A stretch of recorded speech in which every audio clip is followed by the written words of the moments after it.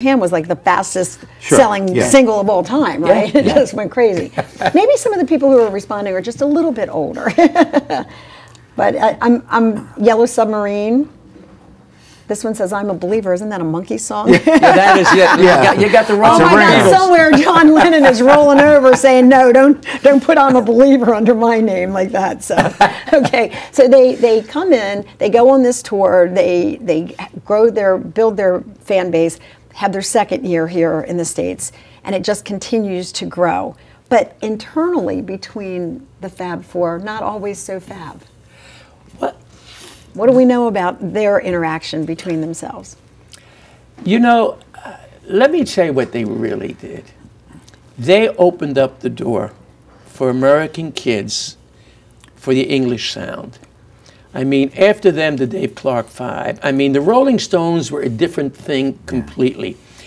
But the Beatles created something that no one ever thought that would last as long as it did. But I guess my point is that with the success that came with them, was there then conflict between the group or dissension at any time about the popularity or the success? Not at the beginning. Not at the beginning, no. But getting back to what Jerry was just saying, you know, having interviewed so many different people over the years, this Sullivan appearance, which we're celebrating now, that's when guys like Joe Walsh from the Eagles, Billy Joel, I mean, they saw that and they said, "That's what I want to do." Right. That's what really the Beatles did. The hair became long and stuff like that. Yeah. You see, I think the Beatles themselves were in awe of what happened in this country. So there'd be no dissension. They were in Atlantic City. You might remember Ed McMahon. The first appearance was at Shea Stadium with Sid Bernstein. Then they did the Atlantic City. And I was there, and I saw all young kids going crazy, not young teens. It was after the Shea Stadium appearance, right, that you finally decided you're getting on board here. Well, I waited so long. And I was invited. Ed McMahon, who was from Philly, was the guy that introduced them, and I think Jackie DeShannon might have been on that show. And I knew, so I had to see. I mean, the Exciters were on that show too. Yes, that's what years. Yes. And also Ronnie Spector with the Ronettes also did. But I had to see this, and I still didn't understand it. But I understood whatever these kids were doing, man, and they were young kids. They were young kids. You got to also realize that a lot of people don't, is when the Beatles were playing in England and in France and in Europe, the biggest thing they could play was maybe a 2,000 or 3,000 seat theater. But most of them were even smaller than that. Right. Now they come to America, and except for Carnegie Hall and one or two other places, they played stadiums. Right. Yeah. Nobody played stadiums before. Yeah. So they went from being, even to them, they were like, wow, all of a sudden we're playing in front of 20, 60, 70,000 people. So when I said at the top of the show that they changed the musical landscape, that's not an exaggeration. No. They became an influence for rockers for years to come after them. They created the idea of a stadium concert. The sound, right? They Before created that, the concerts. the Pope was the only one that would play a stadium. And they were right up there with the Pope for a while. But speaking of the Pope, they actually did raise some eyebrows when I talked about musical influence, but they were also a social and cultural influence. They were bigger than the Pope, their music was. They raised some eyebrows across the world, didn't they? Absolutely. But it was the same everywhere. It's just that it happened here 2 years afterwards. Right. You know, everywhere else it was 2 years ago. Okay. There's a question of why their music stayed appealing for so long. Why now, 50 years later, are we still celebrating it and still enjoying it so much? Well, I think as they grew and the social statements from their lyrics can be applied today. And I think musically, like I'll tell you, one of my all-time favorite songs is "The Long and Winding Road." Wasn't that one of the last? And it was produced by Phil Spector. Right. One of the last things. But I think that, and I think their harmonies became very good. Okay, on that note, I have to take a quick break. "Long and Winding Road," is that your favorite? If you want to tell us, we're going to take a quick poll during this break. Tell us what the best Beatles song ever is. We're going to check in right after this. Stay with us.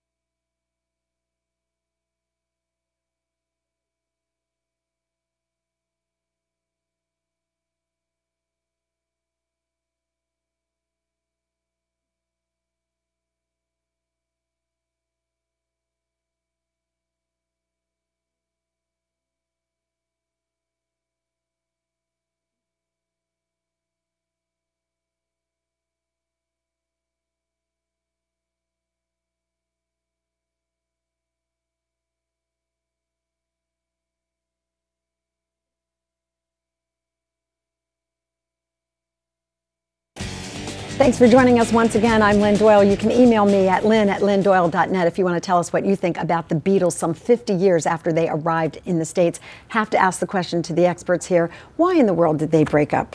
What's the inside scoop there? Well, I think what you said earlier, when they first began, they were all together. But I think as they grew, writing individually, Ringo and John and Paul, it happens with groups. I mean, look at the Rascals.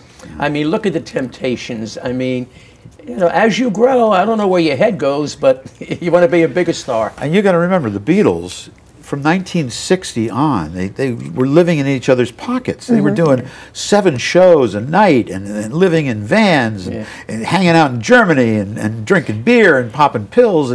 But they were, you know, together all 24 hours a day. So and when finally had a toll. When I made the joke about Yoko Ono, she really did bear the brunt of breaking the group up. That is one of the biggest fallacies. I know, but at the time, all the young women that I knew thought it was Yoko's fault because she didn't want to be part of the band. It started with the White Album, which was the first album where they actually came in and did their individual parts. And then Abbey Road was sort of the same way. And then Let It Be was just they were trying to record the making of an album. Right. But they stopped really being the Beatles after the White Album. Okay. And it happens before it breaks up. It does. Yeah. Let's find out what people said when I asked the question, what's the best song ever? I mean, I have to tell you, hundreds of responses, and people are like, seriously? I can't just pick one, including John. John writes in, just one, Lynn? Across the Universe is his choice. Let It Be brings back memories of cruising through New Hope with the song blasting. That comes from Debbie. Daniel liked Yellow Submarine. Norwegian Wood, 1965, comes from Lee. And Yesterday, from Brenda, I Got a Feeling, or Lady Madonna. Heck, I love them all, says Philly Bob. So that's just a sampling. If you go onto my Facebook page, which is at Lynn Doyle or Lynn, It's Your Call Doyle, you can answer that question yourself and tell us what you think. Can't let you guys get away without answering the question. Is there a favorite? Something that you think defines them or is the best symbol of them? I really like The Long and Winding Road That Leads Me to Your Door, man. It's about love, and they nailed it. And the Four Tops had a great version of that, man. Was that their very last song that they did? That's the last thing that Phil Spector produced. Right. Yeah. Okay, I thought I don't know why I thought it was the very one. It was the last song, yeah. And how about you? Do you have a favorite? Yeah, from the middle period, Norwegian Wood. And then from the latter period, Across the Universe, I just think it's a great song. It's funny, when I read that, you smiled, and I thought, I wonder how many people out there I heard it the other day on the radio, too, and you don't hear it that much on the radio. Right, right. So now another generation has discovered the Beatles. Our kids discovered them. Now our grandkids are coming up. To your point earlier in the show, do you think it's music that, 100 years after they landed in the States, we'll still hear it? My son is 23 years old, and he just went to see Paul McCartney for the first time up in Boston. And he just talks about it like, I saw Sir Paul. I mean, he's like, it is good. It's amazing. If you can forget that he was with the Wings, I like him, but that whole Wing thing, that was a bad period of time. and how about the reunion between Paul and Ringo at the recent Grammys? Listen, just really inspired a lot of people. Well, I think as you grow a little older, okay, and they're much older than they were when they were. And you never seem to. Well, but I think, you mellow, you forget about the differences that you had. Right. And I think that there truly is going to be a reunion or a show with Ringo and Paul together. It was great to see them. They had their hands clasped together, and the reaction of the crowd and of the viewers, it was just wonderful. It really took you back, made you smile, remembered all the good things that happened at that time. Jerry Blavat, great to have you here. Denny Somach, wonderful to have you here as well. And our thanks to Larry Kane, who always inspires us whenever it comes to talking about the Beatles. If you have questions or comments, you can email me directly. I'm at lynn@lynndoyle.net. Tell us what you think. Until the next time, my thanks to my crew and to you for watching. Good night.